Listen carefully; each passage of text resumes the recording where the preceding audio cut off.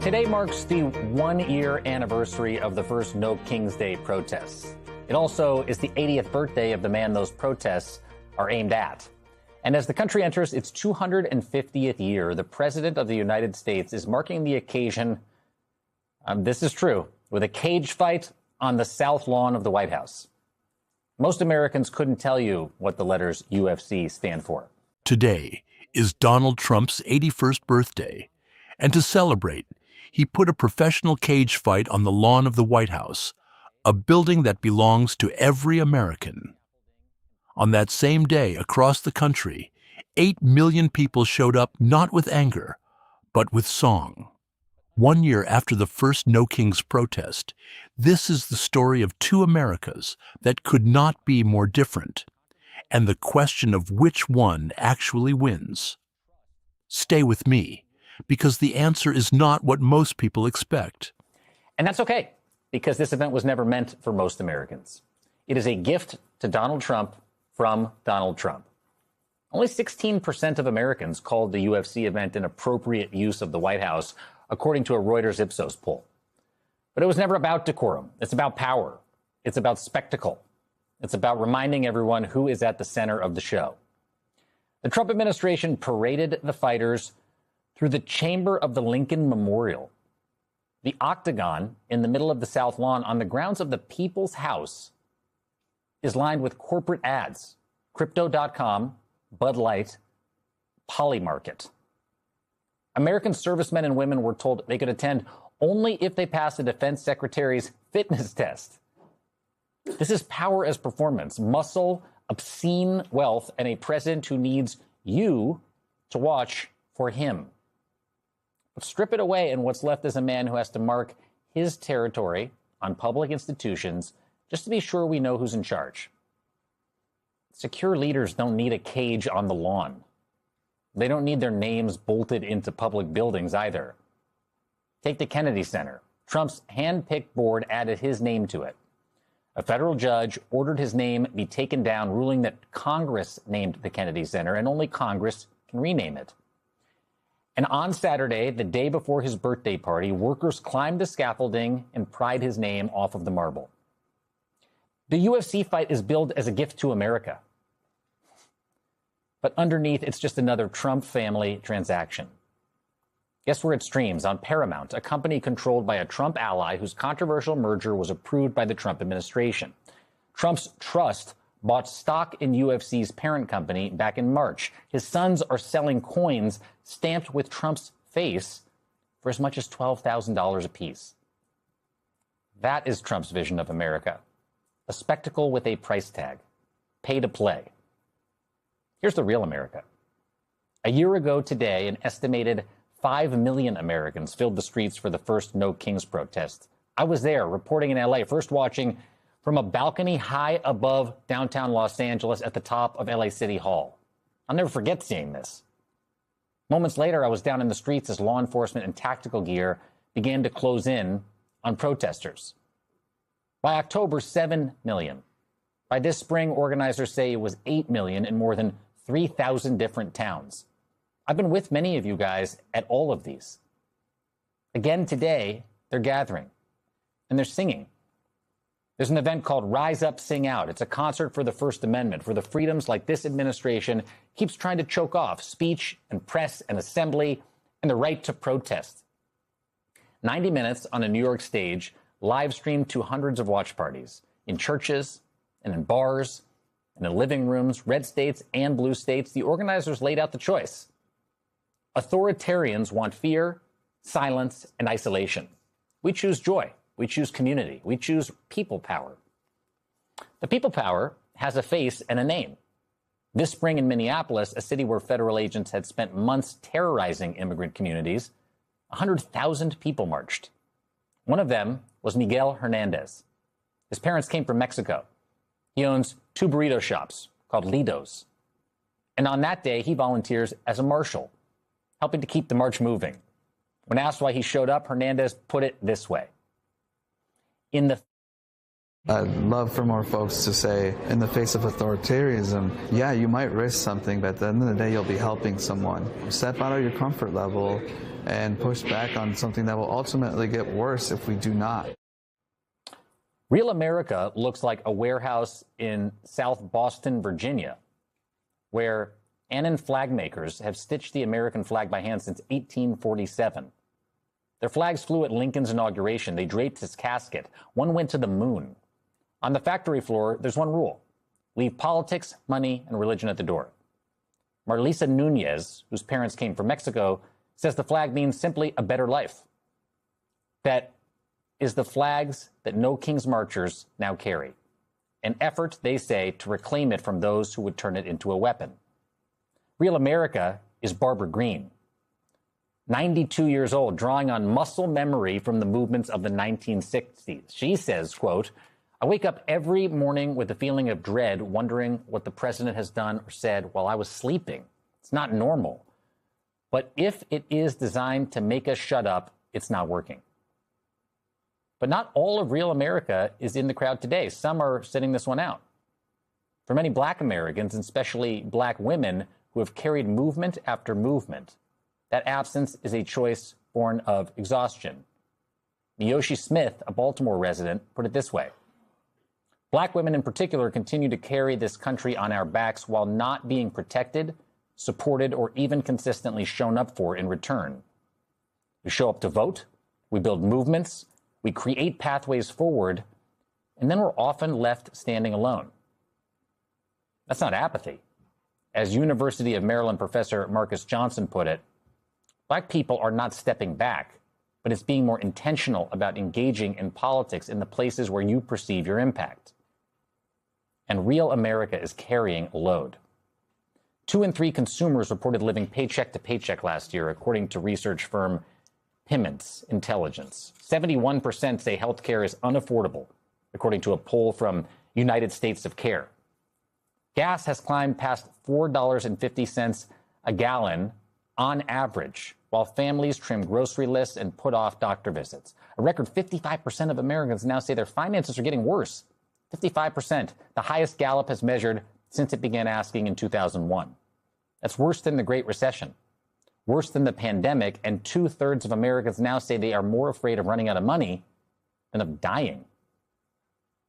And the president, when asked whether the high prices factored into his decision-making about the war, this is what he said.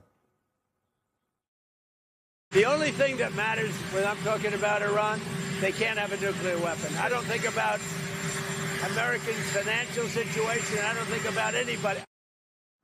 Days later, what did he call that? A perfect statement. He said he'd make it again. Today, the president will sit ringside at his own party. The country he ostensibly leads will be somewhere else. Some of it trimming the grocery list, deciding whether a trip to the doctor can wait. Some of it will be singing, despite its worries, in the streets, in living rooms, in churches. That's the real America, all of it. It never asked for a king or his ballroom or his gladiator matches, and it was never going to be quiet. Joining me now, co-founder and co-executive director of the Indivisible Project, Leah Greenberg. It's good to see you. Thanks for being here. Great to be here. You're calling this a concert for the First Amendment. It's just down the street here on 43rd Street. Why did you choose this framing for this year's protest?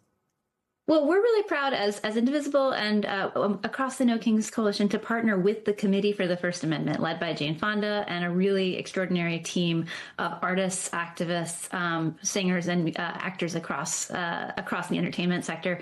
And they had this vision of putting on a concert that would actually really articulate the values that are under attack right now from this administration. And so for us, this moment was about trying something new, right? We've proven that we can put millions and millions of people in the streets with literally historic numbers time and again. We also want to take that energy and invest it in local community, invest it in community building, invest it in enjoying and having fun with each other, invested in building the kinds of structures and infrastructure that is necessary for the long haul for our activism. And I have to tell you, it has been incredible to be out there, just purely the feeling of being with people. I talked about it yesterday over the course of the last year. I think I've been to every one of them. And I wonder, for you, a year after the first No Kings protest, what do you think has changed other than the numbers continuing to grow? Well, I think so much has changed about the national environment, in part because of these as narrative interventions. Early last year, what we were seeing was so much of American society was folding in, obeying in anticipation of Donald Trump. They were collapsing to a would-be dictator. They were kind of assuming that he was going to consolidate power and they needed to go along to get along. We saw this with the law firms, with media institutions, with corporations and billionaires, and with a lot of Democratic politicians as well, not to mention Republicans. And what we've seen over the last year, as millions and millions of people have come out and shown up in the streets, is that we've punctured that aura of inevitability, the sense that Donald Trump is inevitable, that he is going to consolidate power, that he's going to rule over us unchallenged. And we've demonstrated that there's a powerful counterforce to him everywhere in the country, even from the reddest areas to the bluest areas. What does it mean to you personally, this anniversary? Well, I'm proud. I'm proud to be part of a movement of millions of people. I think that we've seen some of the darkest and most horrifying actions in a long time from our government over the last year and a half, but we've also seen an incredible movement of people from Minneapolis to small towns across the country collectively saying, we're going to stand up, we're going to push back, we're going to fight for our neighbors, we're going to fight for our democracy. And so it's watching something really very evil rise up and be met with something very good. And that's what today is about for us. The sense that I get was a year ago today, there was a real despondency. And as Senator Padilla said to me earlier in our broadcast, people were reacting to things that they were seeing playing out almost in the moments before people took to the streets. A lot of these protests feel a lot more joyous despite the circumstances, as far as I've felt them on the streets. Do you feel the same way? Absolutely. And we've been trying to lean into that in this moment. And that's not because there is not enormous harm and enormous fear that is still rightfully out there, but it is because we recognize that one of the things that authoritarians try to do is they try to grind you down. They try to make you feel hopeless. They try to make you feel like you don't have any power. And one of the ways that we fight back against that is not by feeding their bait, feeding their incitements of outrage, but by leaning into community together. Let me tell you what you just watched. Because on the surface, this looks like a news segment about a protest movement versus a birthday party. But what is actually happening here is a direct contest over the definition of America itself, Trump's version. A cage fight, corporate logos, $12,000 coins, fitness tests to enter the people's house. The movement's version, a 92-year-old woman who wakes up every morning with dread and still shows up. A burrito shop owner who volunteers as a march marshal, flag makers who have stitched the American flag by hand since before the Civil War. These are not just symbols. They are two entirely different visions of what this country is for and who it belongs to. Here is the moment most people scrolled past, when Anchor reported that Trump's trust bought stock in UFC's parent company, and that the fight streams on Paramount, whose merger Trump's own administration approved. That is not a side note. That is a complete loop of self-dealing. Trump stages a public event. The event streams on a company that owes him a political favor. His trust profits from the sports parent company. His sons sell merchandise off the moment. Every piece of this so-called gift to America generates money for Trump. The Lincoln Memorial Walk, the South Lawn, the national broadcast, all of it is infrastructure for a private business transaction dressed as patriotism. Now let us talk about what 8 million protesters actually means, because I do not think the number has fully landed for most people. The largest single-day protest in American history was the 2017 Women's March, estimated at 3 to 4 million people. The No Kings movement has now mobilized 8 million across more than 3,000 different towns.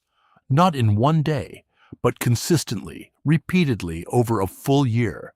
That is not a protest. That is a civic infrastructure. And here is what makes it structurally different from anything we have seen before. It is happening in red states. It is happening in small towns. It is happening in churches and living rooms. The geographic spread of this movement means it cannot be dismissed as a coastal liberal phenomenon. And that is exactly what frightens the people who want to dismiss it. I want to go back to one line that I believe is the most important thing Trump has said in months, and almost no one is talking about it. When asked whether rising prices factored into his decisions, he said, "I don't think about the American financial situation. I don't think about anybody." And then, days later, he called it a perfect statement and said he would make it again.